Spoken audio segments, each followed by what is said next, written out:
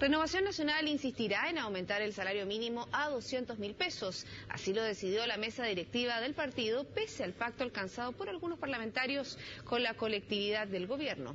Para conversar de este tema nos acompaña en el estudio el diputado Pedro Browen. ¿Cómo estás, Pedro? ¿Cómo está? Bienvenido. Muy buenas tardes, pues muchas gracias por la invitación. Usted me imagino que es del ala de los diputados que estaría dispuesto a acordar estos 193.000 pesos en el aumento del salario mínimo con el gobierno.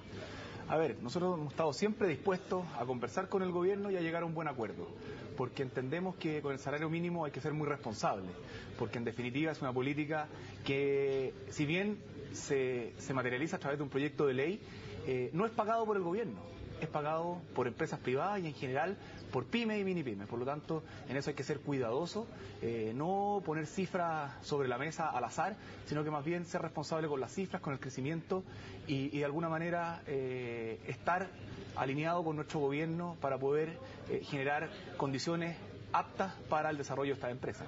¿Y esto es un cambio de postura con respecto a la primera discusión, este rechazo que hubo en la Cámara de Diputados? Porque la UDI estaba con el gobierno, pero RN no apoyaba, sino que insistía en la propuesta de 200.000 pesos.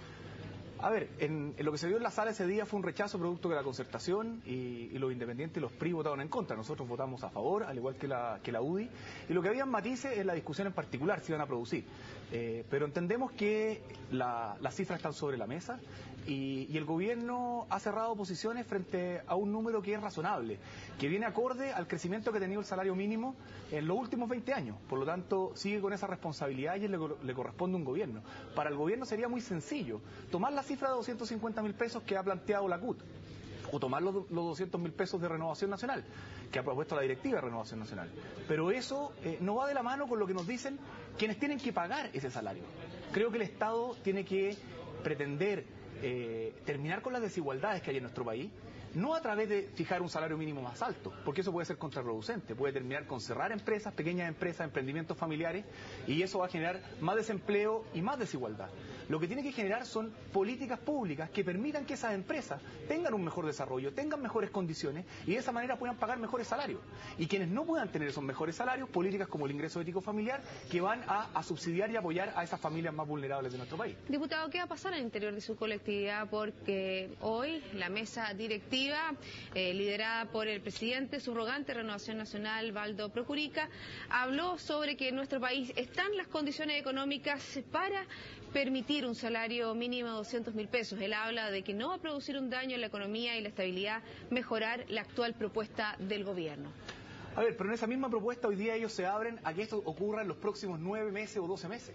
Por lo tanto, eso es de toda lógica, porque si pensamos en los reajustes que se han venido dando en los últimos 10 años, el reajuste que tendría que tener el salario mínimo entre junio de este año y junio del próximo año, va a estar del orden de los 200.000 pesos, incluso por sobre eso. Por lo tanto, es bastante lógico que sea de esa manera. Lo que se está planteando es una propuesta escalonada. Pero yo insisto, nosotros tenemos que focalizarnos más allá del salario mínimo en las condiciones que le damos a las empresas que pagan el salario mínimo. Las grandes empresas, las medianas empresas no pagan salario mínimo. El gobierno tampoco lo paga a los empleados fiscales. Bueno, y en esa línea los dirigentes de la CONAPYME han sostenido 2 reuniones con el presidente Sebastián Piñera en el sentido y les dieron su mayor preocupación por este sueldo, de cómo iba a afectar su propia empleabilidad. Incluso le pidieron al presidente Sebastián Piñera medidas extras para paliar las dificultades que podría ocasionarles este salario mínimo. Exactamente, yo creo que tenemos que escucharlo a ellos. Ellos son los actores que hoy día se ven enfrentados a esta realidad.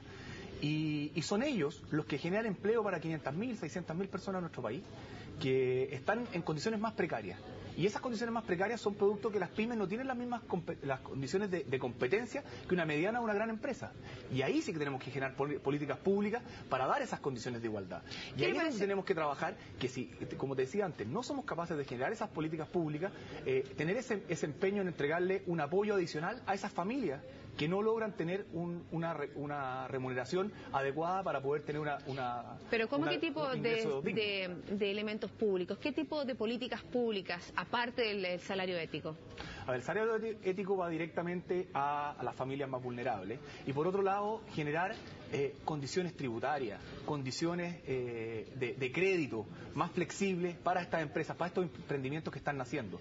Porque nosotros tenemos que entender, yo lo veo en mi distrito todas las semanas distritales, recorriéndome junto con familias que generan empleo a través de emprendimientos familiares, un negocio donde trabaja el papá, la señora, un hijo, a veces un amigo, un pariente. Y con lo que son capaces de ganar durante el mes, hacen un sueldo para ese grupo familiar. Por lo tanto, si nosotros a ellos les exigimos que cada una de esas personas que ahí trabaja tenga que tener el salario mínimo establecido por una ley que es muy sencilla de aprobar y que podría ser muy popular o vista muy popularmente, pero ellos saben que el monto que son capaces de generar todos los meses es distinto al salario mínimo multiplicado por la cantidad de trabajadores que ahí trabajan. Entonces, por ejemplo, ahí también ustedes estarían abiertos a generar mayores propuestas dentro de la reforma tributaria, porque la verdad que la reforma tributaria quedó bastante al debe con los pequeños y medianos empresarios. No hay una regulación tributaria específicamente escalonada para ellos. Lo hay en cuanto a la reinversión de las utilidades, y eso tenemos que ser capaces de ampliarlo y entregarle esos beneficios, de manera tal que ellos solamente tributen, en definitiva, por lo que retiran, que al final viene a ser el sueldo de toda esa familia, y no sobre las utilidades que van reinvirtiendo para que el negocio crezca, para que puedan tener una mayor expansión, para que puedan contratar más gente y puedan generar mejores sueldos. Entonces, evidentemente que tenemos que dar todas las posibilidades para que haya un tratamiento especial, sobre todo a las pymes y a las mini pymes. Diputado, ¿le parece si volvemos al salario mínimo y a la propuesta del ministro de Hacienda con respecto a tener una institucionalidad permanente que, por ejemplo, tomando en cuenta alternativas como fijas, como la productividad, como la inflación, sea el organismo que dé, ¿no es cierto?, las propuestas de un salario mínimo y esto sea meramente técnico y no se politice, porque obviamente que el salario mínimo ya se ha transformado en estos minutos en un gallito político? Exactamente, yo creo que tenemos dos cosas, el salario mínimo y el reajuste del sector público, y eso se nos da a final de año, que todos los años tenemos la misma discusión, donde empiezan a ponerse cifras sobre la mesa, cifras que van en contra de lo que nos dice la CONAPYME, distintas a las que nos dice los que se ven afectados por estas medidas, y que se politiza totalmente. Entonces yo creo que aquí nosotros debemos generar un mecanismo que sea claro, un mecanismo que se aplique en forma prácticamente automática, y que esta sea una discusión técnica y no una discusión política, porque al final las desigualdades de nuestro país no las vamos a terminar con un decreto a través de un salario mínimo, las vamos a terminar con condiciones de mayor igualdad en distintas áreas, como educación, en salud, en apoyo a las pymes, y también con un Estado que se preocupe de las familias más vulnerables. Ese es el rol del Estado, pero el rol del Estado no es venir a imponerle a una empresa un salario mínimo, que lo que puede traer una medida, en definitiva, contraproducente, que termine cerrando esa empresa y que ese emprendimiento de 4 o 5 personas terminen quedando sin trabajo y buscando empleo en algún lugar de manera, muchas veces, ni siquiera en forma oficial, sino que con un trabajo bastante más vulnerable del que tenían a través de este emprendimiento familiar. Diputado, se nos acaba el tiempo, esta fue una semana distrital y la próxima semana me imagino que van a seguir analizando lo que es el salario mínimo, porque ya están atrasados con el sueldo mínimo que debería haber comenzado a regir a partir de julio. ¿Cuál va a ser la propuesta de RN? ¿Cómo van a ayudar al gobierno a que realmente saque esta propuesta del salario de 193.000 pesos? A ver, yo lo que hago es un llamado a la cordura y a la sensatez.